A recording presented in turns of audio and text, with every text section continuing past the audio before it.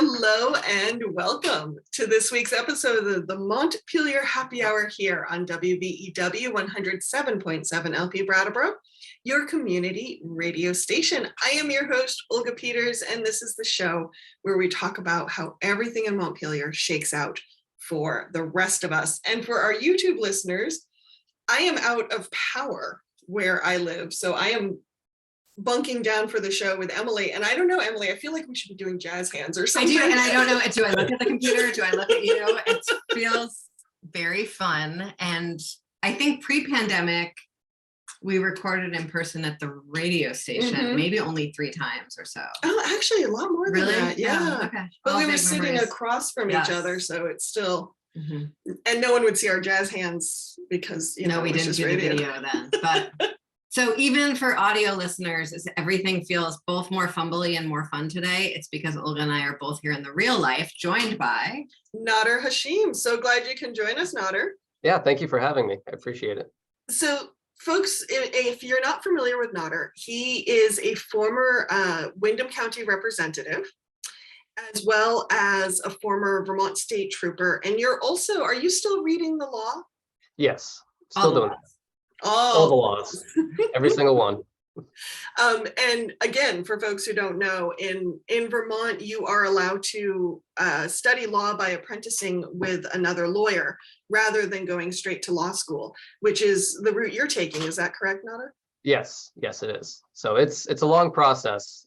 So there's a lot of juggling and a lot of job shadowing that has to happen. So yeah, fingers crossed. A lot of studying is on my schedule in the relatively near future. So yeah.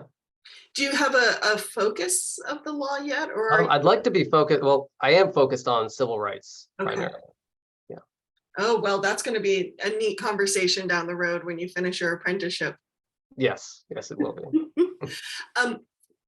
So the other thing people may not know about Nader, if you've been living under a rock, is that he is also campaigning to become one of Windham County's 2 state senators to the State House. And I want to ask you, Nader, and this is a question I've been asking all the candidates. There are so many ways we can serve our communities. And for you, you've taken the path of public service and elected public service. And I'm curious, why that path of all the paths? Why the path of public service in general? And elected public service specifically. I think that, specifically for elected public service, I think it's my background that really drove me into elected public service. When I think about what a senator covers in terms of Windham County, it's the entirety of Windham County. And then I look back to the, almost 8 years of being a trooper all over this county and going to every single town in this county and seeing what the most disenfranchised people are dealing with, and just the lack of access to resources, and just this question in my mind of, how do we get resources to the folks who are most impoverished and most on the sidelines? And, I've always been interested in politics. My family has always been involved in politics. And, when the opportunity came to run for state rep a number of years ago, I was like, hey, that seems like a great idea. So did that, and now just trying to broaden it in the Senate. Okay. And,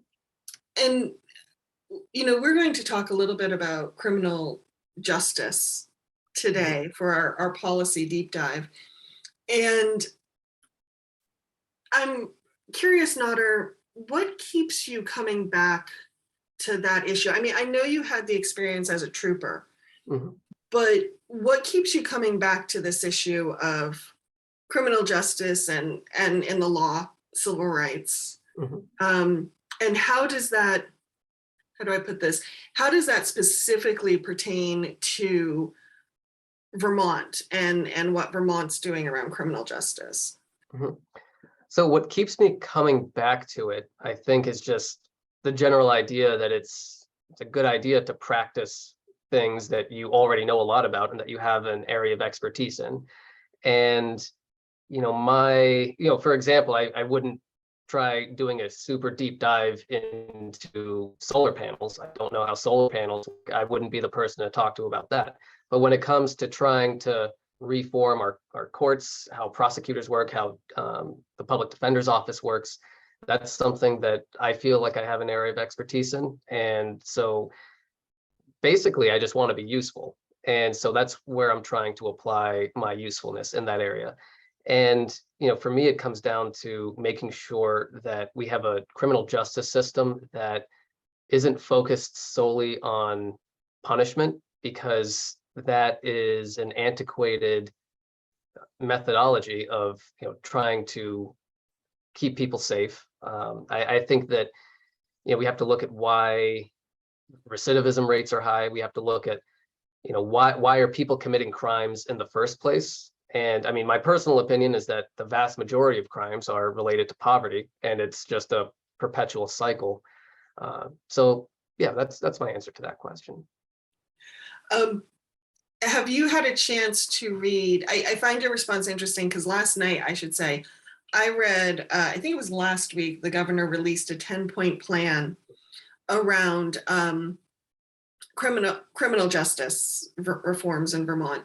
And I found it interesting because it's a 10-point plan. So parts of it felt very vague to me. It also felt at times like it was a little more focused on, say, the corrections, law enforcement, punishment side of the equation than perhaps like the human service side of the equation, to be very broad strokes. What have you had a chance to read that plan, and what was your response? Before we talk about the plan itself, can we talk about a little bit like why it might have been expedient for the governor to be issuing a 10-point plan on criminal justice reform at like this particular point? If you would like to, yes. I'm going to jump in on that one. So, we just finished the primary elections, and there are sort of primaries going on all over the country. We saw that two candidates who campaigned very explicitly on restorative justice, on pretty massive criminal justice reform. Sarah George, certainly in Chittenden County, but Becca Ballant was very explicit on the campaign trail about where she stood on police reform, on criminal justice reform. And, she also won quite handily. And so it seems to me that there's been on some level a clear mandate from voters in Vermont about what they want with regards to criminal justice reform. And I'm certainly not the first person to say that as a breakdown of the, as an analysis of the election. But post-pandemic or post, someone please give me a phrase for the time in the pandemic that we're in. I need better words. Post-lockdown? In this phase of the pandemic. There you go. We've seen increased violent crime all over the country, but when that violent crime is analyzed, it is actually part of sort of a broader move towards less violent crime and less crime overall. And what we've seen in Vermont is a lot more headlines about things like shootings. I don't know if it's a lot more headlines or if it's a lot more actual shootings. I have not seen analysis of that. Yeah. But what I have seen is that almost all of those cases that are getting headlines are intimate partner violence based. Those are actually domestic violence cases. Right. Those are not like random strangers unsafe in the street because there's some person with a gun that's doing something to a random stranger in the street. And so, but while that's all happening, I know, you're hearing from folks, Nader, I'm hearing from folks about we all feel much less safe, I think, in our bodies because of COVID. We all feel like very deeply destabilized. Our connection to community is a little stretched. And then in the face of sort of headlines, a lot going on with other people being stressed out, more sort of random bursts of violence on some level, I'm hearing from a lot of constituents who are experiencing things related to the opioid epidemic, related to petty crime, et cetera, that are really concerned that we're not acting here in Vermont. And that want a different solution. And so I think that's sort of an interesting context going into an election year Yeah. to really start like hyping up this debate in Mhm. communities. Nader, before you, I just want to clarify something with you, Emily. When folks talk to you and they're talking about feeling Mhm. less safe, do they really feel that Vermont's not taking action, or do they feel Vermont's taking like the wrong actions?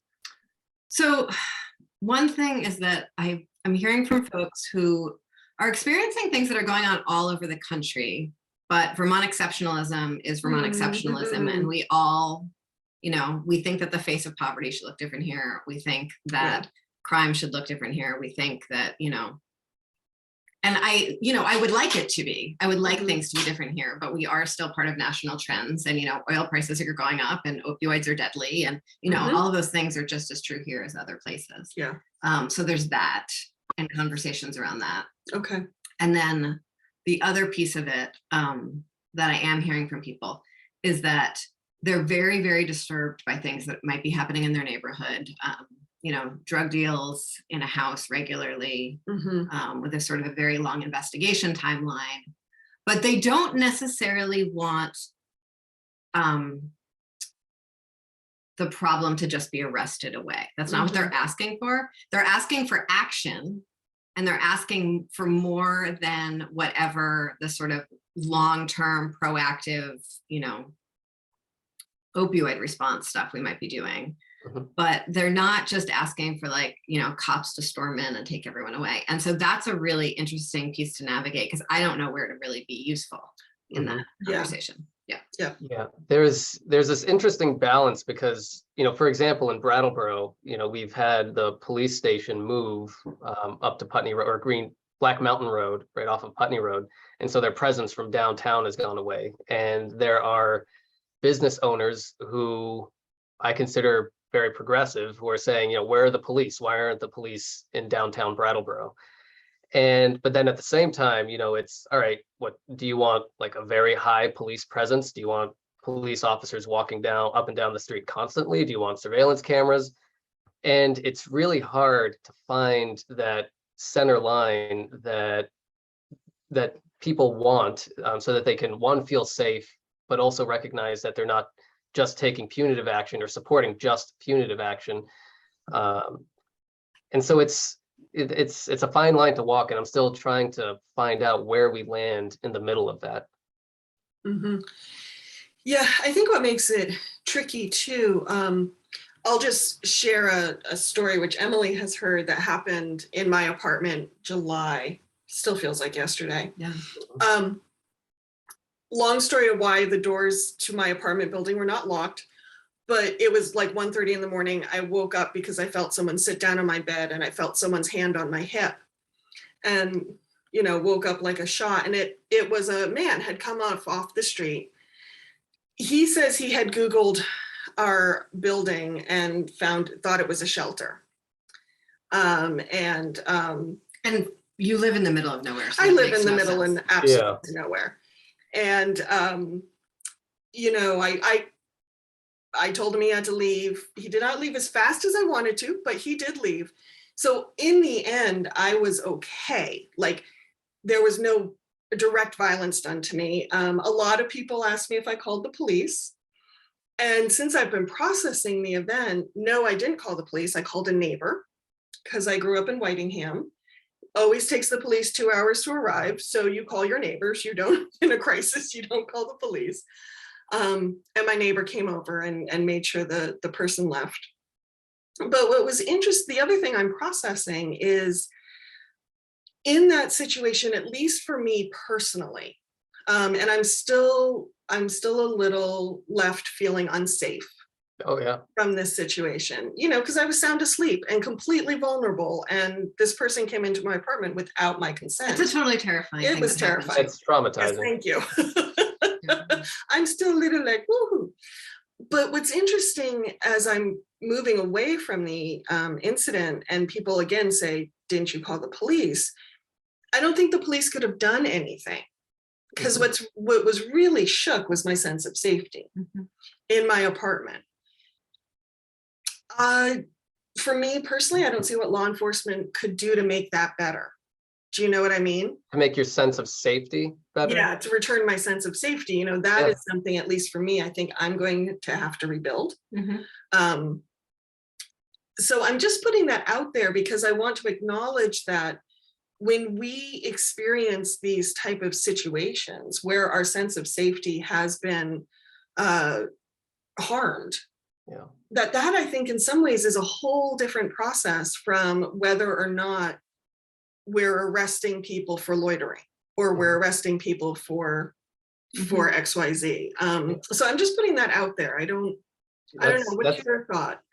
That's a story that I've heard, not that precise story, but well, first off, I want to say I'm very sorry that happened to you. That's traumatizing. Thank you. But you know, I've in past burglaries that I've investigated, you know, one of the common things that I heard was that people felt like their safety and their space, you know, their private space, their home was just violated, and that they didn't know if they'd ever be able to feel safe again in a place that they've always felt safe.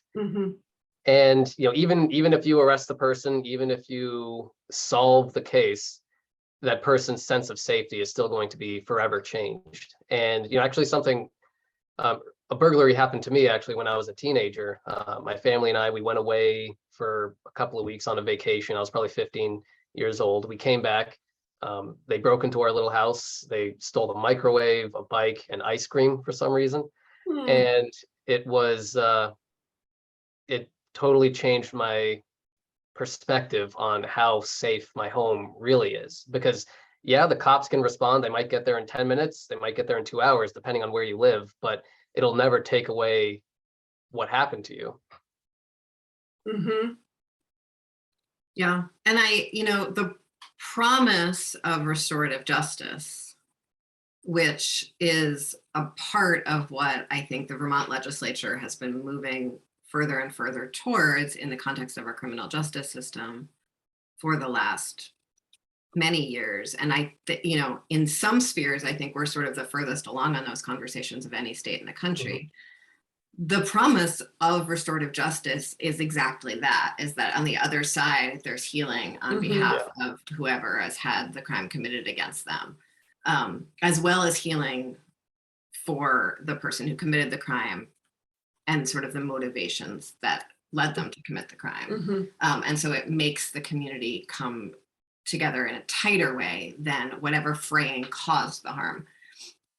I think, you know, we talked a little bit with Rory Thibault, Thibault every time, because in Vermont we don't, we pronounce things differently than, you know, maybe the country of origin that created that last name did. Exactly. So Rory T, but we talked a lot about how we have this idea of how the restorative justice system would work, and then the actual implementation of said restorative justice system is like a whole other debacleist story that maybe the governor's 10-point plan could address, since it is part of government administration. But I think that is a lot of the promise. You know, when I lived in Burlington and someone broke into my home, and they took a half-drank bottle of wine from the dining room table, which had a silver stopper in it that was my grandma's, and which I'm sure they took just for the half-open bottle of wine. They took a bowl of rolled change from my son's night table that he had, like, you know, the way 5-year-olds will roll, that he like spent hours rolling. They took his Discman, which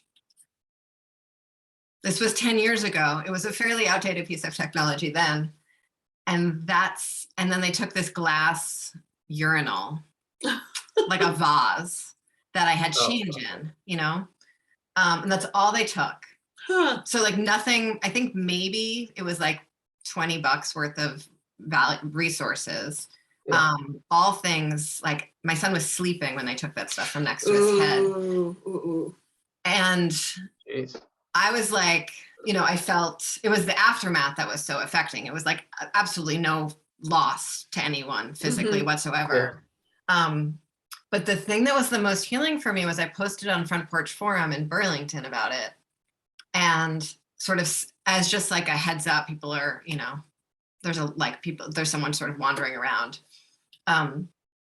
and mentioned the glass urinal. And my neighbor, for some reason, had one Oh, and gave it to me.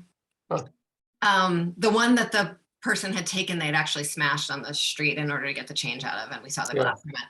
And that act of like a neighbor sort of like reaching out and closing a circle with me around this activity was by far much more healing than, you know, getting a dog or the police coming or anything that happened with this person. And it was like that, really that closing of the circle that was really powerful for me.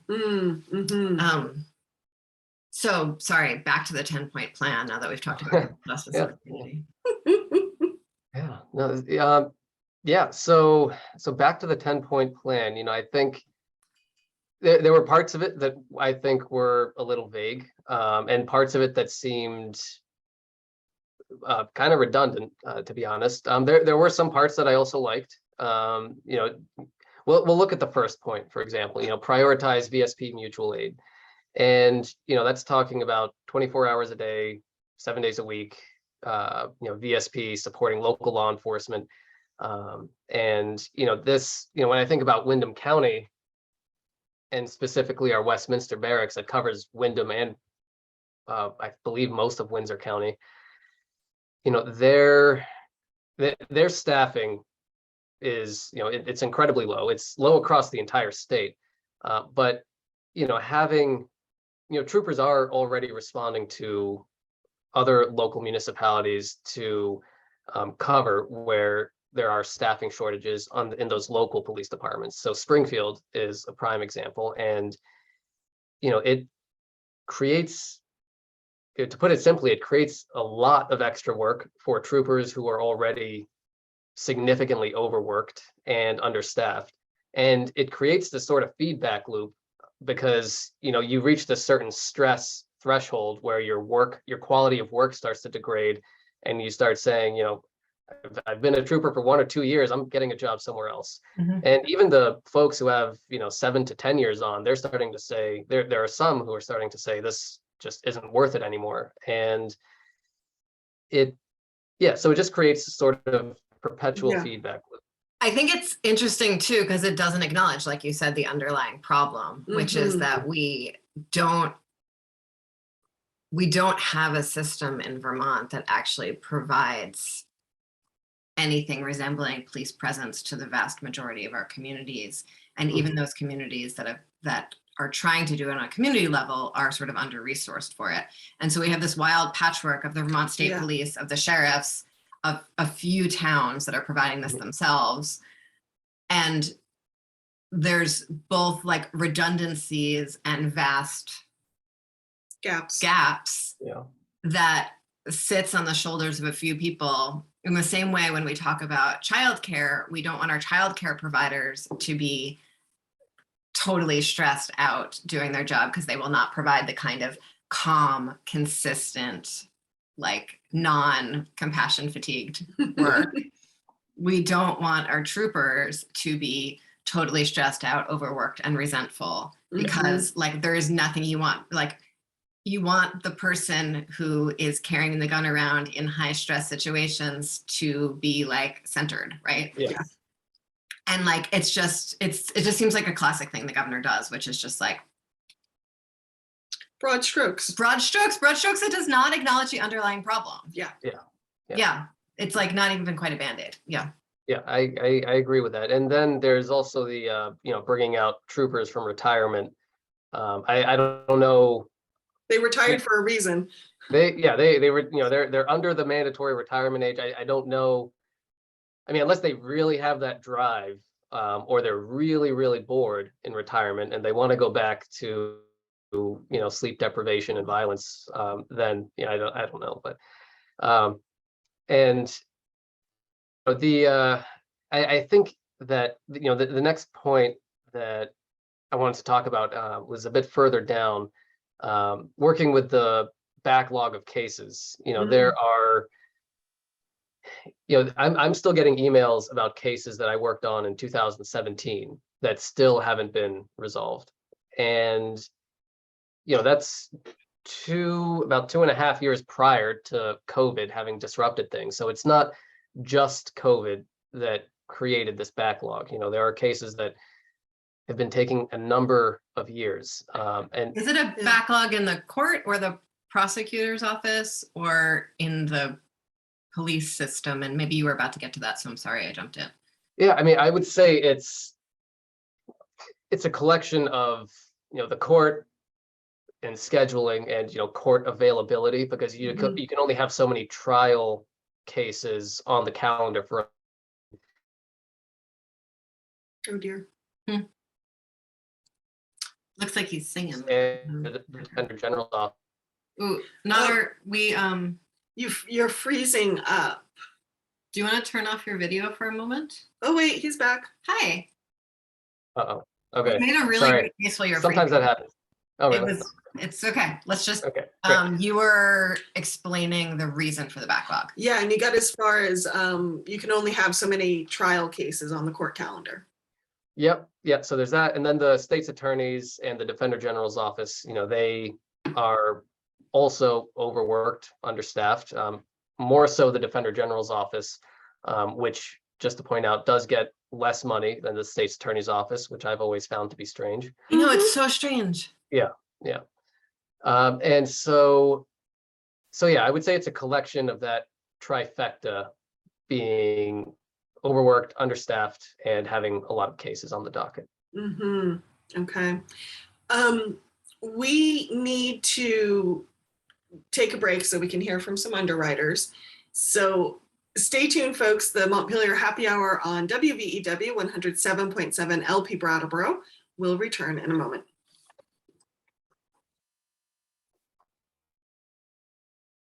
Welcome back to the second half of the Montpelier Happy Hour here on WVEW 107.7 LP Brattleboro, your community radio station. I'm your host, Olga Peters, and I'm speaking with regular contributor Emily Kornheiser from her office in West Brattleboro, which is a lot of fun, as well as Nader Hashim, who is a candidate for the Vermont State Senate, specifically for Windham County.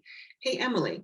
Yes, Olga. What do we need to remind folks of? Well, Olga, the views and opinions expressed here on the Montpelier Happy Hour are those of the host and the guests, not the station, not the platform, nor their employers, nor each other, just the people who say the things. So, Nader, are you ready to say some more things? I'm ready to say some more things. So before the break, we were talking about, we talked about a lot of things, but we were talking about the governor's 10-point plan around criminal justice reform. But a thought that came to me, we also talked about all three of us having experienced some kind of home invasion, which I just found very interesting. And it got me thinking about folks' response right now in Vermont to crime in general. And I think you had used the phrase, Emily, Vermont exceptionalism. But I also want to add that I think in Vermont, we've gotten really spoiled because for a long, long time, and I think in some ways still true, a lot of things like poverty and crime were kind of hidden. They happened in the backwoods. They happened behind closed doors, like domestic violence situations. And sometimes I wonder too, if we're just seeing it more. And people are like, no, it's not supposed to be here. Can't happen here. Can't happen now. And that brought me back to the governor talking about how in this 10-point plan about data and data-driven solutions. And I wanted to ask you, Nader, with your experience as a Vermont State Trooper, would data help? Are we missing? Like, do we need data to make better decisions? Like, what's your response to that? Yes, I do think we need data to make better decisions.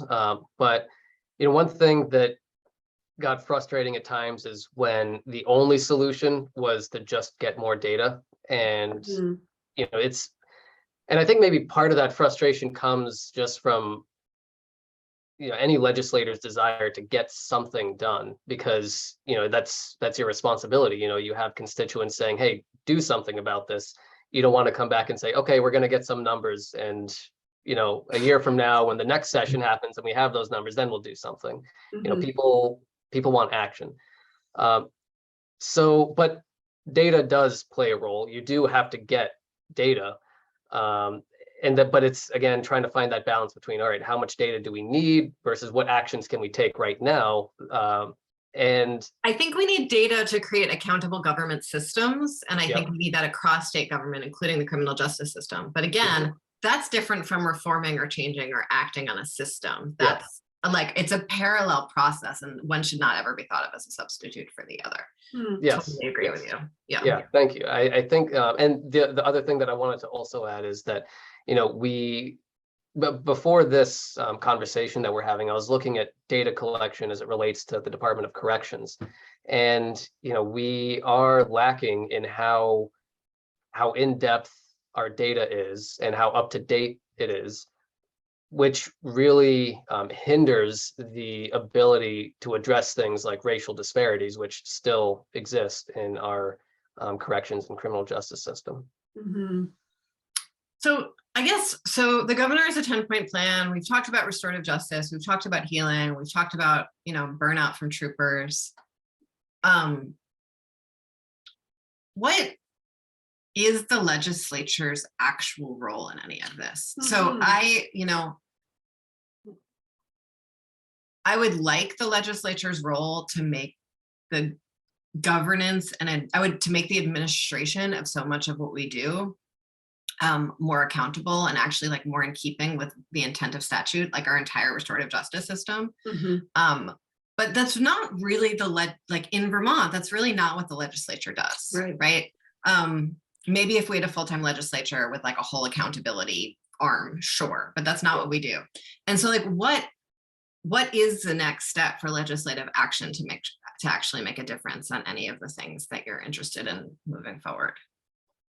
I think that, the next step in taking action for when it comes to criminal justice reform, I think it requires taking a step back and looking at and not being reactive and taking a longer term approach and thinking of, all right, how do we prevent these crimes from happening in the first place?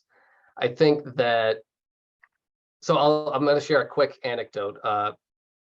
One of the bills that I introduced when I was a state rep, it was a small change to the trespass law. And you mean the car break-in one? Yes. Oh, yes.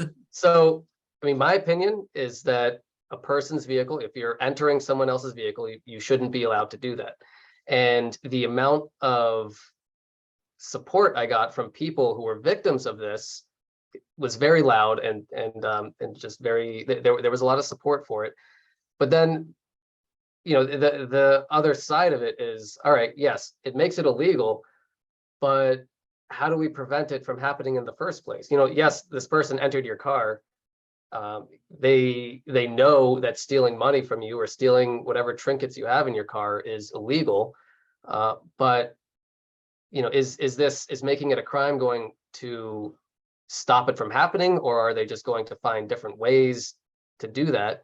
So instead, it's very possible that the person who did it thought it was a crime to trespass into your car and did it anyway, right? Like, I don't know that many people know the, exact detail, like the standard person who's checking for unlocked cars in order to open cars and, scramble around for change and CDs is not someone who might know, like, the fact that Vermont has this very strange lack of trespassing on cars, right?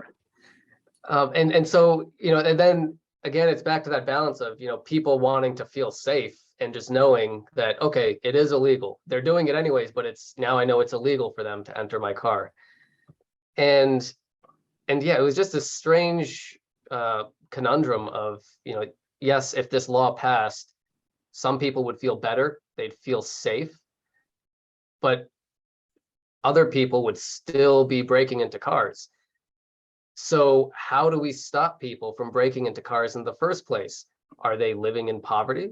Do they need a car to sleep in so that they don't freeze to death? These are the questions that we should be asking instead of, how do we react now since the crime has already happened? That was a really, I remember that so well, Nader, because, the bill was requested mostly by Brattleboro residents and you were representing Putney and Dummerston. And I felt really caught between a rock and a hard place around moving that bill forward because one, I wasn't on the committee of jurisdiction, so didn't have actually that much power to do something about it. But two, really feel pretty committed. I want to say spiritually, but that's probably the wrong word. To creating new laws, to creating new, crimes. Yeah. Especially in the context of, things like, I don't think opioids being illegal are keeping people from using opioids, right? I don't I think there's a whole world of criminal justice that I don't think is actually preventing those actions. I think it's just making it harder for the people who are committing those actions to stop doing it. And like, it is sort of weird that it's not trespassing in Vermont, and that, maybe it is just tidying the law, but it does feel like it's moving us in the wrong direction. And so I did keep on coming back to like, wait a minute, how do we actually keep people from getting into people's cars? And what is the answer? Well, I think that, going back to an earlier point that I made, which is that in my opinion, most crime is linked to poverty. I think there's also an element of childhood trauma that can play into that. And I think that trying to have people's basic needs met, it should be the first step. When people have secure and confident access to food and shelter and just the bare necessities, that moves people away from the willingness to commit crimes to get resources for the things that they need. Because if somebody's decision, or if somebody's in a rock and a hard place and they have to decide, all right, do I steal food from Hannaford's or do I just go starve? They're going to steal food from Hannaford's. And, is that a moral or ethical problem for that person? In my opinion, no. It just means that they're doing what they need to do to survive for them and their family. So the answer to that very big question is addressing poverty and income inequality.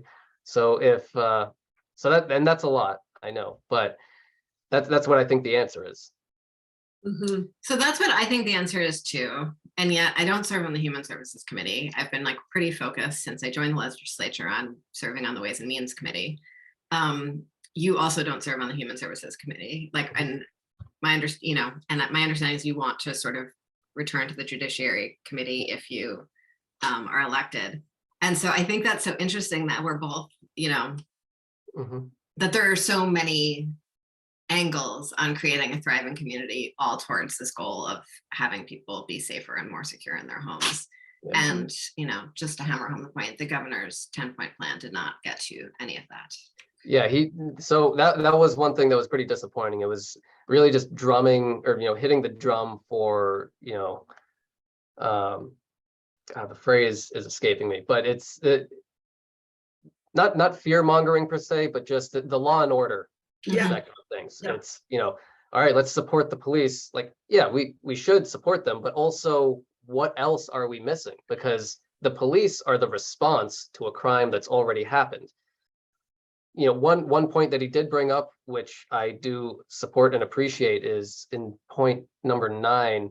He talks about early interventions for children and families, and a longer term prevention strategy for kids who are experiencing childhood trauma. And I think that is one of the things that does lead to crime when a child who's experienced childhood trauma grows into an adult.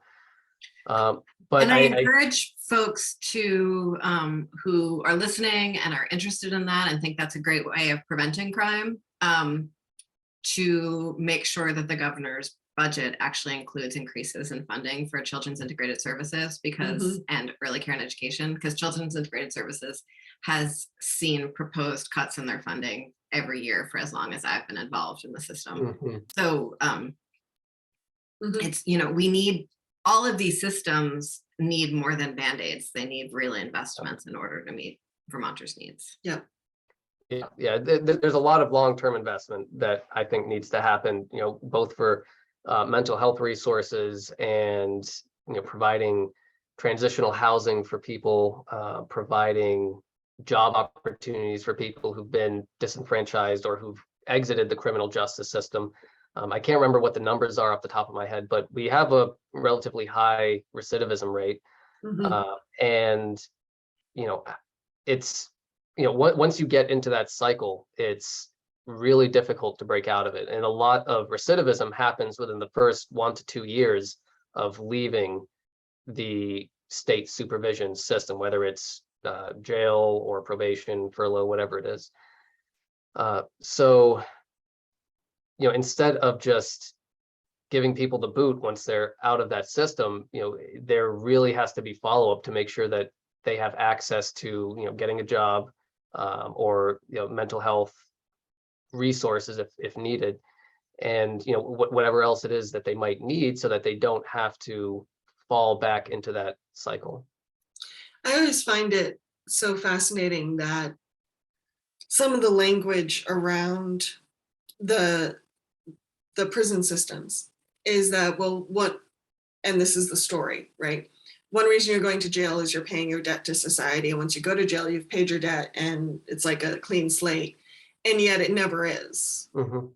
And, how do you expect people to return to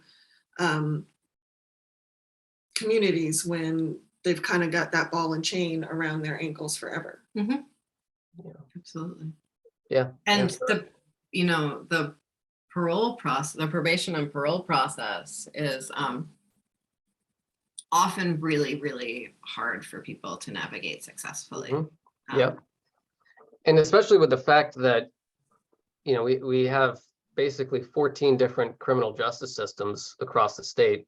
And, that's what we reminded ourselves of in House Judiciary, that every county is different. And every county has different access to the information that is needed for people to successfully navigate the system and Mhm. successfully make it out, instead of, making a mistake that they're not even intentionally doing sometimes and finding themselves back in square one. So this is a tiny state. And I know everyone's special in it. I am special, and you're special, Nader, and Olga's special, and Brattleboro is very special, and I love it very much. And I do think it is genuinely a different place than Wilmington. But why does every county have a totally different justice system? Is there something that we could do about that? It comes down to the discretion of the state's attorney, which I think Mhm. is such an overlooked office when people are looking at politics and who their elected officials are. And there's a lot of people who don't know who their state's attorney is. They don't know what party their state's attorney is in, or what their policies are, when it comes to things like restorative justice or, a treatment docket in court. And, for example, there was a DUI case that I had. It was a pretty unusual DUI case, and it ended up being a felony, that I was investigating. And it happened in Stratton. And in Stratton, there's a lot of different roads where if you're 50 feet in one direction, you'll be in Bennington County, 50 feet in the other, you're in Windham. Mhm. The person I had arrested was in Bennington County. And that the difference in the aggressiveness of what was being charged and how much jail time he was looking at was a lot different than what I would expect to see for a similar case that would have been prosecuted in Windham County. Mm. And so it again comes down to the discretion of the state's attorney, and the type of culture that they cultivate in their office for their deputy attorneys as well. I would also say that, there's the discretion with regards to who's referred to diversion. I think Mhm. we're doing a lot in the legislature to remove some of that discretion around diversion. But then what happens in our diversion programs is radically different from Yeah. county to county. It's run by a Mhm. different nonprofit in every county. It's funded Yeah. differently in every county. You have totally different skill sets with the staff in every single county. And if someone is not successful in diversion, they go back into the court system. And someone being successful in diversion is 100% dependent on who the other person who's working with them in diversion, who is sometimes a 21-year-old recent college grad who doesn't even have a background in social work, let alone criminal justice. Yeah.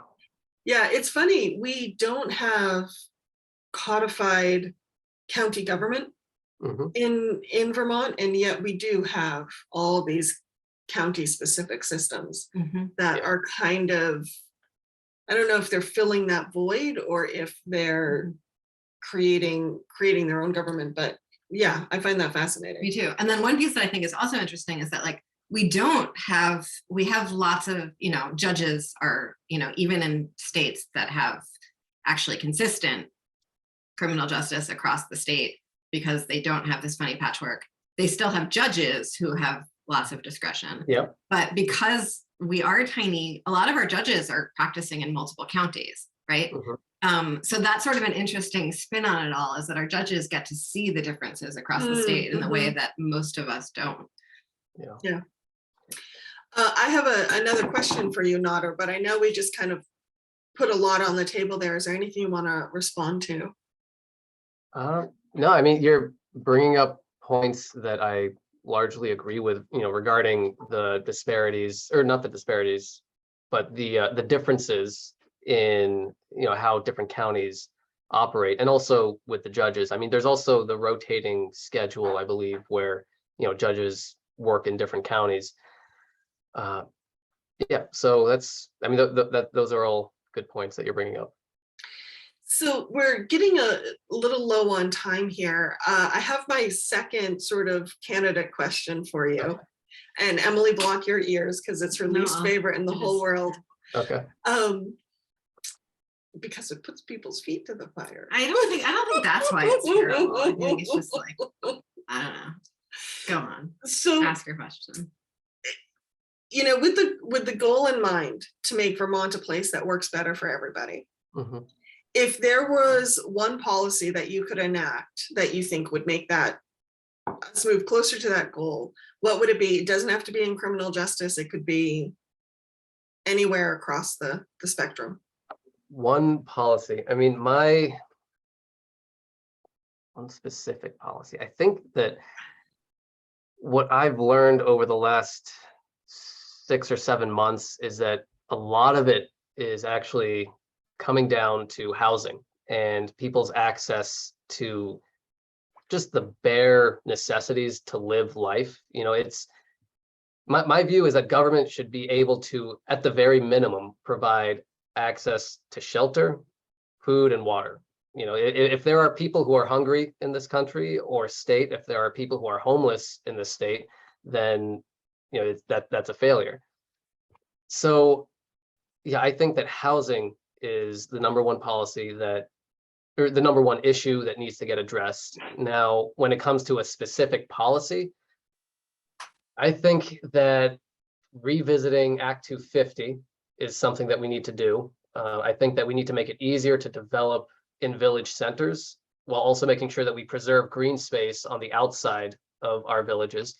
But we need to develop housing, or make it easier to develop housing, by editing and modifying Act 250 and developing housing that is accessible, and safe and affordable in those village centers.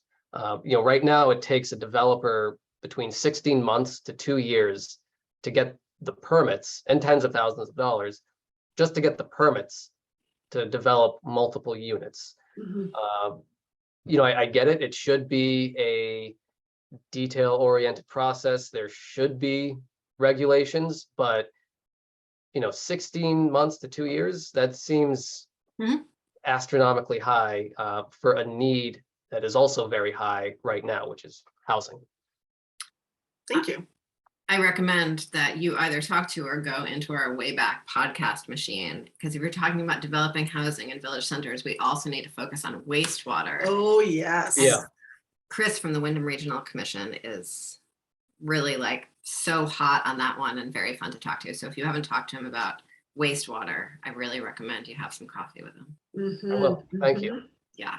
Thank you. Wonderful. Well, Nader, if people want to learn more about you and some of the issues you're working on before the election in November, where can they go? So my website is hashimforsenate.com. You can also send me an email at naderhashim.vt@gmail.com. I I usually respond within a day or two. Sometimes might take a couple extra days if we're super busy, but yeah, that's how you can get in touch with me, how you can learn more about me. And yeah, I'm looking forward to the next phase of this. And, we're still going around. Wendy and I are now working as a team, and we're getting the plans in place to do different meet and greets around Windham County. I think that we both have very different life experiences, and we're two very different people, but we share a lot of the same values when it comes to how we are going to help Windham County. So, feel free to get in touch with one or both of us, and we'll be all around Windham County in the next few months. Wonderful. Hey, Emily, Yes, Olga. where can people find more information on you? Well, folks can go to emilykornheiser.org and you can find links to all my socials, my email, my phone number, as well as signing up for my newsletter. And as always, the Montpelier Happy Hour will air at 2 p.m. on WVEW 107.7 LP Brattleboro, your community radio station. You can also find us on BCTV, Brattleboro Community Television, as well as many PEG stations around the state. Wherever you find your podcasts, our Facebook page, and of course, our Montpelier Happy Hour.captivate.fm page. Thank you, everyone. Have a wonderful weekend. Thank you for having me too, by the way. Thanks.